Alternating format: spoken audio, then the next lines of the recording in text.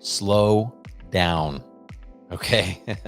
This is hard advice for me to say, and it's hard advice for me to take because it's hard to slow down, right? We feel like we got to go 100 miles an hour. We got to get this, but really we got to slow down. Okay. So why would I even give you that advice here at the end of the show? Slow down, because how is that going to help me increase profits? How is that going to help me be more efficient? Well, I'm going to tell you. So here's the thing. A lot of us forget that it's about the fit and the finish. Okay. I was talking to Tommy Herron, the lighting geek, the other day, and we talked about this. How a lot of times we'll go in and do a job and we could do a really good design. We could do a really good install, and maybe it's perfect, right? But we leave our drill by the front door, or we leave some wire clippings along the front walkway, or leave some trash out in the yard. That will destroy a job, okay? These people have high expectations of us. They're spending a lot of money with us. So we need to do everything right. It's the red carpet, white glove. Don't forget about the white glove part of it, okay? So slow down. My recommendation is this: make a checklist of everything that needs to be done before you leave a job site, okay? Everything, including, pick up tools, pick up garbage, water down the walkways. You want to leave that property better than it was when you got there, okay? You're literally hand raking the mulch and fluffing it up. You're wanting this place to just look like a show property when you leave, and you want it to be perfect, okay? Now, that's not easy to do if you're not charging enough. So that brings up another really good point. You got to be charging enough. And if a job is going to take an extra hour to clean up, then you better plan for an hour. You can't be like, well, I didn't charge enough, so I'm not going to clean up. Like, you've got to do these things on every single job, and it has to be a standard operating procedure in your business to make sure that you're doing these checklists, right?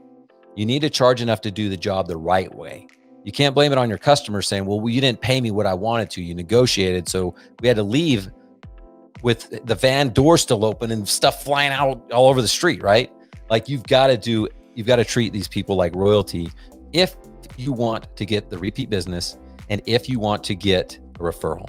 So that is my lighting tip of the week. I really want you guys to slow down, take your time, and make sure you have checklists at the end of the job to make sure that everything is done before you leave.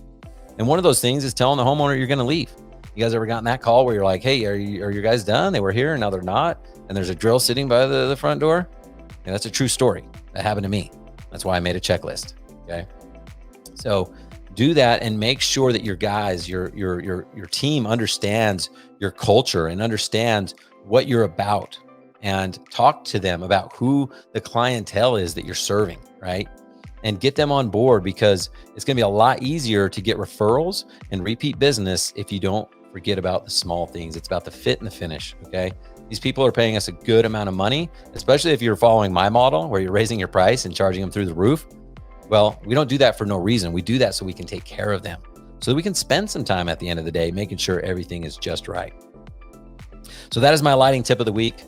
Guys, we're wrapping it up here. I am so grateful for your support. Everybody that's out there, thank you so much. I appreciate you tuning in.